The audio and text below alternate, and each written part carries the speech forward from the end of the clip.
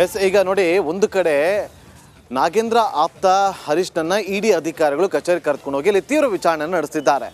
ವಿಚಾರಣೆ ವೇಳೆ ಒಂದಷ್ಟು ಮಾಹಿತಿಗಳನ್ನು ಬಾಯ್ಬಿಟ್ಟಿದೆ. ಆದರೆ ನಾಗೇಂದ್ರ ಬಂಧನ ಆಗೋದ್ರಲ್ಲಿ ಯಾವುದೇ ಅನುಮಾನವಿಲ್ಲ.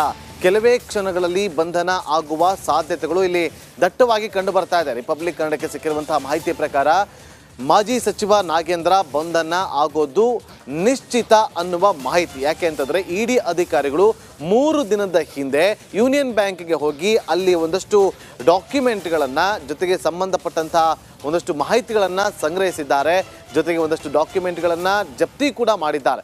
ಹಾಗಾಗಿ ಎಲ್ಲ ಸಾಕ್ಷಿಗಳನ್ನು ಇಟ್ಟುಕೊಂಡು ನಾಗೇಂದ್ರ ಆಪ್ತ ಹರೀಶ್ನ ವಿಚಾರಣೆ ಕೂಡ ನಡೀತಾ ಇದೆ. ವಿಚಾರಣೆಯ ಸಂದರ್ಭದಲ್ಲಿ ಹಣವನ್ನು ದುರ್ಬಳಕೆ ಮಾಡಿಕೊಂಡಿದ್ದಾರೆ ಅನ್ನೋದು ಸ್ಪಷ್ಟೀಕರಣ ಗೊತ್ತಾದರೆ ಖಂಡಿತವಾಗ್ಲೂ ಕೂಡ ನಾಗೇಂದ್ರ ಅರೆಸ್ಟ್ ಆಗೋದ್ರಲ್ಲಿ ಯಾವುದೇ ಅನುಮಾನವಿಲ್ಲ. ನೋಡಿ, ಈಗ ನಾನೀಗ ಡಾಲರ್ಸ್ ಕಾಲೋನಿಯ ನಿವಾಸದ ಬಳಿ ಇದ್ದೀನಿ.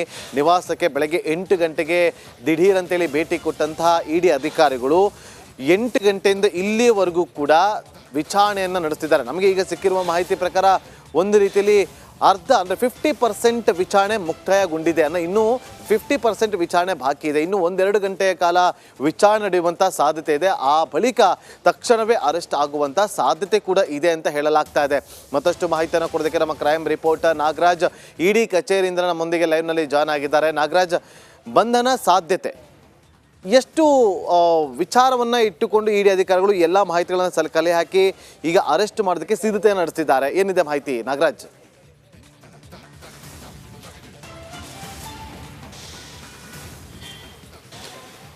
ನಾಗೇಂದ್ರ ಏನು ಈ ಒಂದು ಪ್ರಕರಣಕ್ಕೆ ಸಂಬಂಧಿಸಿದಂತೆ ಸಚಿವ ನಾಗೇಂದ್ರ ಬಂಧನ ಆಗಬೇಕಾದ್ರೆ ಒಂದು ವಿಚಾರದಲ್ಲಿ ಇಡಿ ಅಧಿಕಾರಿಗಳಿಗೆ ಕ್ಲಾರಿಟಿ ಸಿಗಬೇಕು.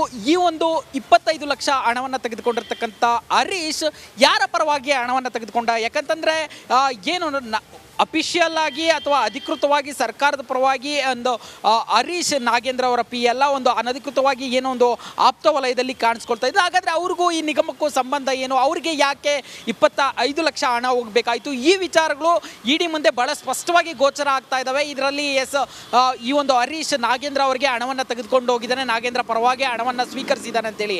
ಆದರೆ ಆನ್ ರೆಕಾರ್ಡ್ ತೋರಿಸಬೇಕಾದ್ರೆ ಕೇವಲ ಈ ಒಂದು ಕಥೆಗಳನ್ನು ನ್ಯಾಯಾಲಯದ ಮುಂದೆ ಯಾವುದೇ ತನಿಖಾ ಸಂಸ್ಥೆಗಳು ಇಡೋದಕ್ಕೆ ಆಗಲ್ಲ. ಹೀಗಾಗಿ ಆನ್ ರೆಕಾರ್ಡ್ ಯಾರು ಹೇಳಿಕೆ ಕೊಟ್ಟರು, ನಾಗೇಂದ್ರನ ಪರವಾಗಿ ಹಣವನ್ನು ತೆಗೆದುಕೊಂಡಿದ್ದಾಗಿ ಯಾರು ಹೇಳಿದ್ರು, ಅದಕ್ಕೆ ಸಾಕ್ಷಿ ಏನಿದೆ ಅನ್ನೋದು ಪ್ರಮುಖ ವಿಚಾರ ಆಗುವಂಥದ್ದು. ಈ ನಿಟ್ಟಿನಲ್ಲಿ ಇಡಿ ಅಧಿಕಾರಿಗಳು ಹರೀಶ್ನನ್ನ ತೀವ್ರ ವಿಚಾರಣೆಗೆ ಒಳಪಡಿಸ್ತಾ ಇರ್ತಕ್ಕಂಥದ್ದು. ಒಂದು ವೇಳೆ ನೀನು ನಾಗೇಂದ್ರನ ಪರವಾಗಿ ತೆಗೆದುಕೊಂಡಿಲ್ಲ ಹಣ ಅಂತಂದರೆ ಹಾಗಾದರೆ 25 ಲಕ್ಷ ಹಣ ಎಲ್ಲಿ ಹೋಯಿತು, ಯಾವ ಕಾರಣಕ್ಕೆ ಇಸ್ಕೊಂಡೆ, ನೀನು ಏನು ರೆಫರ್ ಮಾಡಿದ್ದೆ, ಈ ಒಂದು ವಿಚಾರದಲ್ಲಿ ಏನು ಯಾವ ವಿಚಾರಕ್ಕೆ ನಿನಗೆ 25 ಲಕ್ಷ ಹಣ ಪಾಲು ಬಂತು? ಈ ಎಲ್ಲ ಪ್ರಶ್ನೆಗಳನ್ನು ಸದ್ಯಕ್ಕೆ ಹರೀಶ್ಗೆ ಕೇಳ್ತಾ ಇರ್ತಕ್ಕಂಥದ್ದು. ನಮಗೆ ಲಭ್ಯ ಆಗ್ತಾ ಇರೋ ಮಾಹಿತಿ ಪ್ರಕಾರ ಹರೀಶ್ ಇದುವರೆಗೂ ಹಣದ ಮೂಲವನ್ನಾಗಲಿ ಅಥವಾ ಹಣ ಎಲ್ಲಿಂದ ಬಂತು, ಈ ಹಣ ಎಲ್ಲಿಗೆ ಹೋಗಿದೆ, ಇದು ಯಾವುದನ್ನು ಸಹ ಮಾಹಿತಿಯನ್ನು ಬಿಟ್ಕೊಡ್ತಾ ಇಲ್ಲ ಅನ್ನೋ ಒಂದು ವಿಚಾರ ಗೊತ್ತಾಗ್ತಾ ಇರ್ತಕ್ಕಂಥದ್ದು. ಹೀಗಾಗಿ ಈ ಒಂದು ಪ್ರಕರಣದಲ್ಲಿ ಹರೀಶರ ಒಂದು ತನಿಖೆಗೆ ಸಹಕರಿಸ್ತಾ ಇಲ್ಲ ಅಥವಾ ಈ ವಿಚಾರಗಳನ್ನು ಇಟ್ಕೊಂಡು ನಾಗೇಂದ್ರ ಬಂಧನಕ್ಕೆ ಸಿದ್ಧತೆಯನ್ನು ಮಾಡ್ಕೊಳ್ಬೋದು.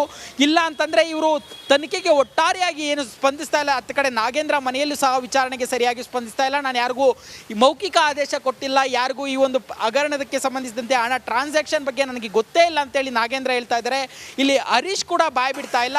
ಈ ವಿಚಾರಗಳನ್ನು ಮುಂದಿಟ್ಕೊಂಡು ಈಗಾಗಲೇ ಹಣದ ಟ್ರಾನ್ಸಾಕ್ಷನ್ ಬಗ್ಗೆ SIT ಈಗಾಗಲೇ ಇನಿಷಿಯಲ್ ಸ್ಟೇಜಲ್ಲಿ ಉಲ್ಲೇಖ ಮಾಡಿ ಇಲ್ಲಿ 25 ಲಕ್ಷ ಸೇರ್ಪಡೆ ಆಗಿದೆ, ಅದಕ್ಕೆ ಸಂಬಂಧಿಸಿದಂತೆ CCTVಗಳಿರ್ಬೋದು, ಸ್ಥಳ ಮಹಜರಿರ್ಬೋದು, ಎಲ್ಲವನ್ನು ಮಾಡಿರೋದ್ರಿಂದ ಈ ಒಂದು ವಿಚಾರಗಳನ್ನು ಅಂದರೆ ಏನು ಇವರಿಬ್ಬರು ಸಹ ತನಿಖೆಗೆ ಸ್ಪಂದಿಸ್ತಾ ಇಲ್ಲ, ಪ್ರಭಾವಿ ವ್ಯಕ್ತಿಗಳಾಗಿರೋದ್ರಿಂದ ಇವರನ್ನು ಬಂಧನಕ್ಕೊಳಪಡಿಸಿ ಒಂದು ವಿಚಾರಣೆಯನ್ನು ಮಾಡಬೇಕಾಗಿದೆ ಅನ್ನೋ ವಿಚಾರವನ್ನು ಕನ್ಸಿಡರ್ ಮಾಡಿದ್ದೆ. ಆದರೆ ಇಬ್ಬರ ಬಂಧನವೂ ಆಗುತ್ತೆ, ಹರೀಶ್ ಬಂಧನವೂ ಆಗುತ್ತೆ, ಹಾಗೇನೆ ಮಾಜಿ ಸಚಿವ ನಾಗೇಂದ್ರ ಬಂಧನ ಆಗುವ ಸಾಧ್ಯತೆಯೂ ಇರತಕ್ಕಂಥದ್ದು. ನಾಗೇಂದ್ರ